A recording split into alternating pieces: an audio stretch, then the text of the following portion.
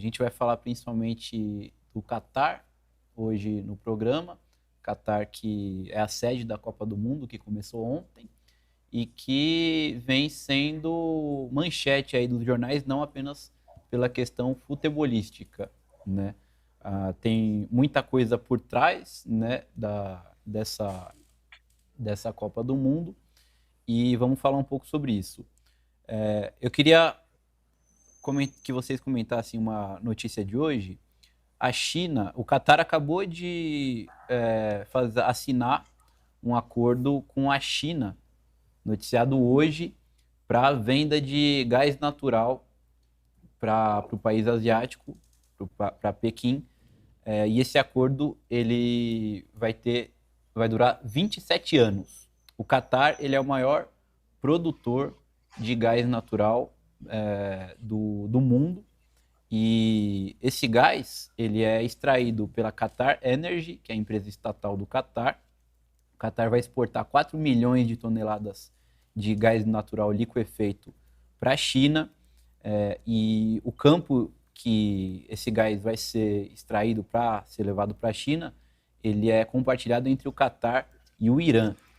No momento como esse, em que na Europa, principalmente, tem uma crise energética muito grande devido, né, à retaliação da Rússia às sanções, falta gás para os países europeus e o Catar seria, né, logicamente, um local ali da onde eles poderiam comprar gás. Eu gostaria de saber, que vocês começassem comentando, né, se isso daí tem a ver, né, não só esse fato de hoje, mas a questão do gás, do petróleo, da localização do Catar e da política externa do Catar, se isso daí tem a ver com o que a gente está vendo na imprensa, que são notícias muito negativas contra o país sede da Copa do Mundo, relacionado à homofobia, à repressão contra as mulheres, questão da cerveja, se tem essas questões que não são, logicamente, coisas do futebol. Bem, vamos passar primeiro para os nossos contribuintes remotos, passar primeiro o comandante Robinson a palavra, e aí a gente vai para o companheiro Rogério. Sou eu? É contigo, é contigo. Tá, ok. Obrigado aí, gente. Primeiro quero mandar um abraço para todo mundo e agradecer o convite aqui dos companheiros do PCO aqui, a presença do Rogério, do Eduardo, do João, do Rui, tá? É bacana estar entre o pessoal aqui, porque o debate de alto nível. Olha, gente, eu penso da seguinte forma, eu estou acompanhando essa polêmica na imprensa, né? Agora, se a imprensa diz isso do Catar, eu gostaria de saber o que eles vão dizer da Arábia Saudita, né? Está ali do lado, está ali pertinho, é um dos países ainda mais medievais do mundo, uma ditadura extremamente repressiva, tá? Tem uma política extremamente autoritária e não se fala nada. Mas por que não se fala nada? Porque a realidade é que está todo mundo no bolso da Arábia Saudita. Todo mundo. A imprensa está no bolso da Arábia Saudita. Eles têm muita gente do Departamento de Estado que estão sempre ali procurando dourar a pílula da Arábia Saudita. Agora mesmo o Biden já deu uma aliviada para aquele caso do jornalista, o Jamal Khashoggi, que foi assassinado lá na Turquia em 2018. Então é bem seletivo. A indignação da grande imprensa, a gente sabe aqui, né, no pessoal, o pessoal já está cansado de saber disso, o Rogério também lá no canal, que a indignação da imprensa é seletiva. Eu estava vendo um caso de um jornalista hoje, ele entrou no estádio com a camisa de apoio a movimentos LGBT, etc. A gente vê que ele fez aquilo exatamente para provocar a polícia do Catar. Quando a polícia pediu para ele tirar a camisa, ele já começou a tuitar, aquelas coisas de sempre, né? Então, a gente nota que é uma atitude realmente de provocação, mas eu penso que o alvo, até gostaria que vocês comentassem isso, que o alvo talvez não seja só o Catar, não. O alvo talvez seja a FIFA também, tá? Se quer pegar muitos peixes com essa rede aí. Só para complementar, vou passar para o Rogério, mas eu recebi um e-mail hoje do Gatestone Institute americano, que é um think tank ligado ao John Bolton e outros falcões aí, né, dos republicanos. Mas, assim, descendo o cajado no Catar. Um negócio impressionante, dizendo que o Catar é financiador de terroristas, aquela coisa. Parece que descobriram o Catar. Até ontem o Catar não existia e agora o Catar é a fonte de todos os males do mundo. Está ficando interessante isso. Vou passar para o Rogério. Obrigado, gente. A palavra aí, Rui. Boa tarde, comandante. Boa tarde, muito obrigado pelo convite a todos do PCO, ao Vasco, ao João, ao Rui. Olha, eu compartilho desta questão que o comandante suscitou, da questão da propaganda. Essa é a temática principal no que diz respeito também ao que está acontecendo no Irã, que é uma situação que a gente precisa acompanhar com bastante cuidado. Eu tenho tuitado bastante, tenho acompanhado bastante, tenho procurado bastante interlocução com elementos que estão dentro do país, das mais diversas orientações, para que a gente possa compreender o que está acontecendo ali. E o que eu percebo é o seguinte, que o que a gente recebe aqui no Brasil é propaganda, não é análise. Porque a análise ela tem que ser serena, sob o aspecto de, eventualmente, admitir que possa haver falha, possam haver situações a serem melhoradas dentro do que hoje é o governo iraniano, mas que não pode admitir que potências externas estejam, de alguma forma, participando da criação de tumultos, armando a população iraniana. Ontem eu acompanhei um primeiro ataque do Irã na região curda.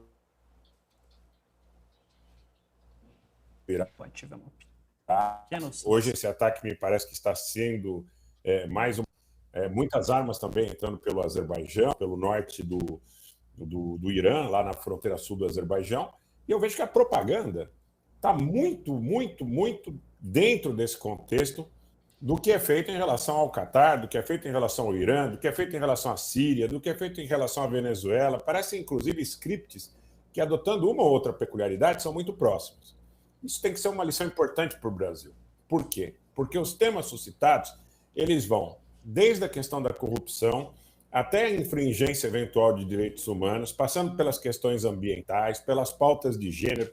Quando a gente faz esse tipo de advertência, nós não estamos advogando contra nenhuma dessas causas.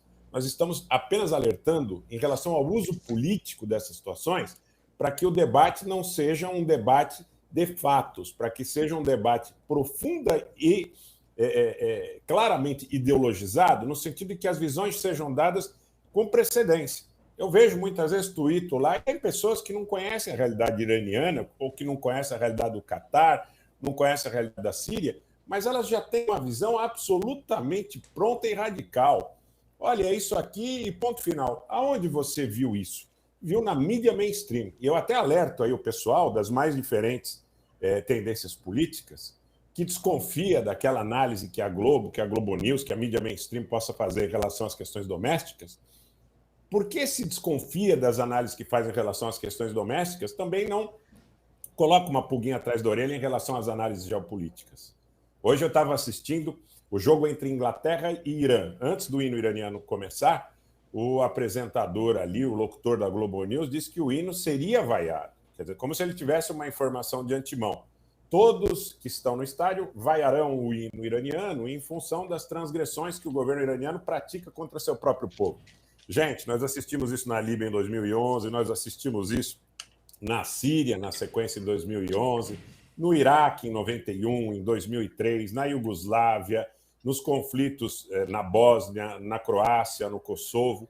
Então, eu alerto a todos que nos acompanham para que não tenham uma opinião preconcebida, que nós nos atemos aos fatos, porque senão vira pura lacração, gritaria, conceitos pré-estabelecidos, e a gente não consegue amadurecer no debate. Isso tem que servir também para o debate brasileiro, um debate programático e não um debate com base em suposições pré-concebidas. Vou passar a bola aqui então para o Rui. Boa noite. Boa noite a todos. Eu acho que nesse debate aqui nós temos 3 ângulos principais. Tá? O primeiro deles é o que o comandante Robson falou sobre o ataque à FIFA. Esse é uma característica, né, dessa campanha, dessa verdadeira guerra de propaganda que está sendo travada em torno da Copa. O ataque à FIFA tem uma explicação muito simples. Basta a gente ver os últimos locais onde se deu a Copa do Mundo. Nós tivemos o Brasil em 2014, né, que foi uma coisa que o governo do PT antes, né, bem antes, conseguiu e tinha a intenção de mostrar aí como uma vitrine, né, da sua administração. Isso foi muito torpedeado, houve campanha no Brasil contra a Copa. Depois nós tivemos a Copa na Rússia e agora no Catar. Quer dizer, são todos os países, digamos assim, países ou governos que estão em conflito com o imperialismo mundial, né?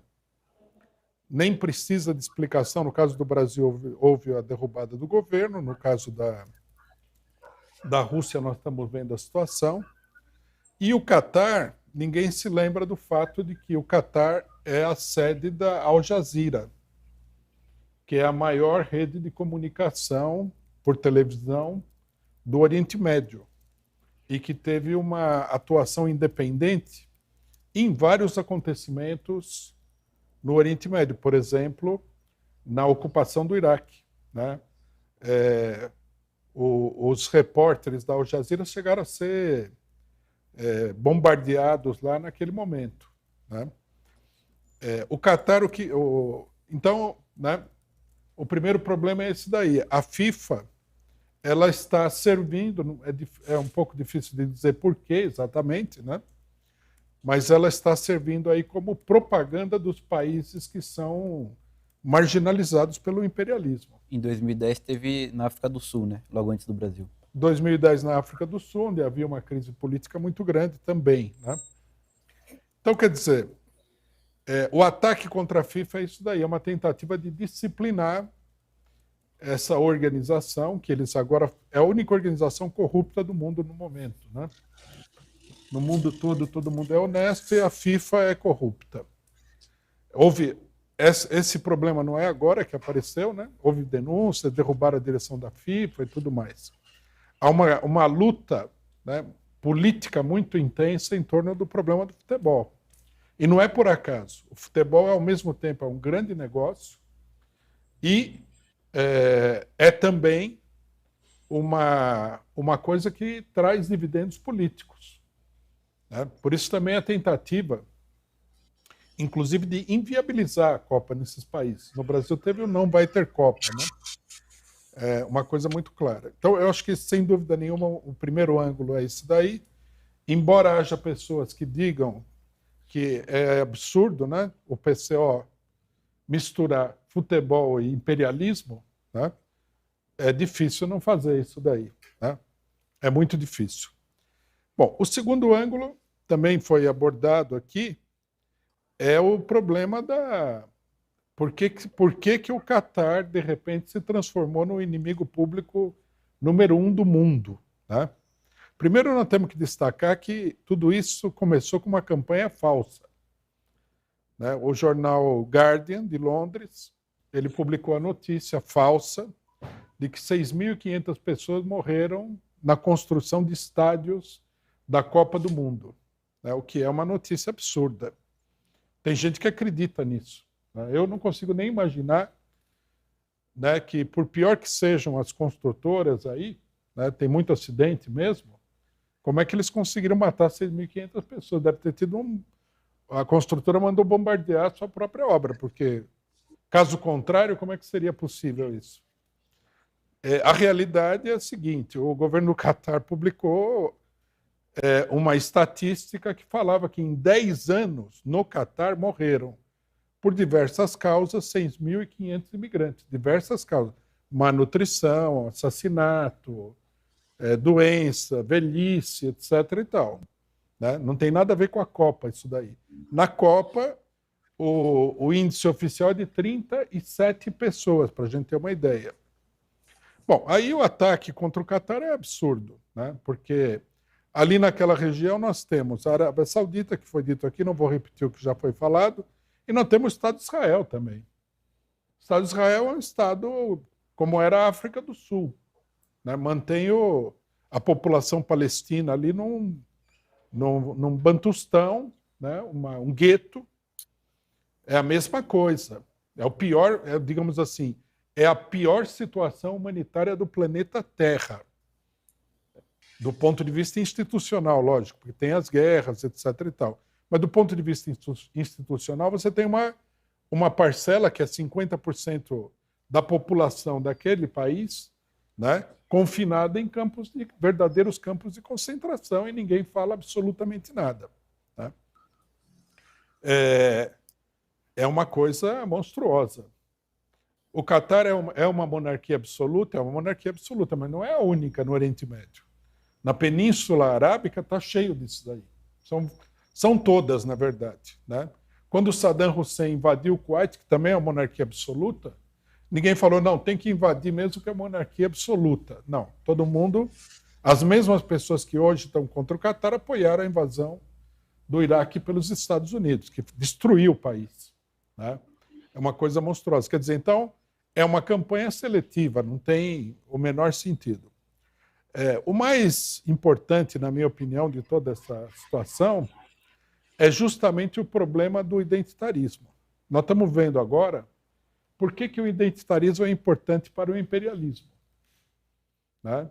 É uma arma para mobilizar a classe média de pensamento liberal, politicamente liberal, né, em torno de uma defesa abstrata, unilateral e falsa dos direitos da mulher, dos direitos dos homossexuais, etc. E tal. Isso aí está a pleno vapor na questão. E como foi dito aqui também, o pessoal não... O Rogério falou isso daí, o pessoal não para nem para pensar. Já é uma resposta automática, é um fanatismo. Né? Então, a serviço do que está isso daí? A serviço da opressão dos países oprimidos pelo imperialismo. Porque o que é o Catar? É uma monarquia absoluta, mas quem garantiu sempre essas monarquias absolutas, as ditaduras e tudo mais, sempre foi o imperialismo. Né? Existe o fundamentalismo religioso no Catar? Sem dúvida nenhuma. Só que nós temos que levar em consideração que quando os países árabes tentaram se libertar daquele atraso e daquela escravidão, né, através de governos que não eram governos religiosos, como o governo do Gaddafi, como o governo do Nasser e outros, né, o governo do Baath no Iraque ou na Síria, quem impulsionou o crescimento e o desenvolvimento, né, do fundamentalismo religioso contra esses governos foi justamente o imperialismo. A Irmandade Muçulmana, que agora é apresentada como um demônio, ela foi utilizada pelo imperialismo, inclusive para tentar assassinar o próprio Nasser, na época. A principal oposição, impulsionada pelo imperialismo, ao governo nacionalista do Nasser era a Irmandade Muçulmana, cujo centro agora está no Catar. Né? O Catar ele ocupa uma posição intermediária. Né? O Catar e a Turquia, que tem a mesma... é o mesmo grupo religioso, né, a Irmandade Muçulmana, eles têm uma posição intermediária entre o imperialismo e os países oprimidos da região. Né? Quando houve o golpe no Egito, contra a Irmandade Muçulmana, muita gente de esquerda se colocou a favor do golpe pensando que o golpe era de esquerda porque a Irmandade Muçulmana é muito direitista. Mas não era verdade. O golpe era um golpe direitista, né, um golpe organizado pelo imperialismo contra a Irmandade Muçulmana, porque ela estava escapando de controle. Né? Então, a campanha contra o Catar é a tentativa de fazer mais um grupo político, né, mais um país, mais um movimento político abaixar a cabeça. Né? O imperialismo enfrenta no Oriente Médio esse movimento sunita, né, que se liga, por exemplo, aos palestinos, né? Eles são mais próximos do Hamas do que, do ponto de vista ideológico, do que, por exemplo, o Irã. E enfrenta todo o movimento impulsionado pelo Irã dos xiitas. Né? Isso daqui é uma tentativa do imperialismo, né? É uma guerra de propaganda que faz parte da tentativa de manter o controle da região, de estabilizar a região, contra todo tipo de dissidência. Ainda mais agora que a Arábia Saudita está um pouco fora do curralzinho, né? Eles estão lá negociando com a Arábia Saudita para trazer a Arábia Saudita de volta para o conglomerado imperialista. Só para lembrar, o Catar, a Arábia Saudita organizou um boicote contra o Catar e, inclusive, ameaçou de marginalizar totalmente o Catar dos países do Golfo, né? E chegou a haver, inclusive, a tentativa de um golpe de Estado contra o Catar organizado pela Arábia Saudita.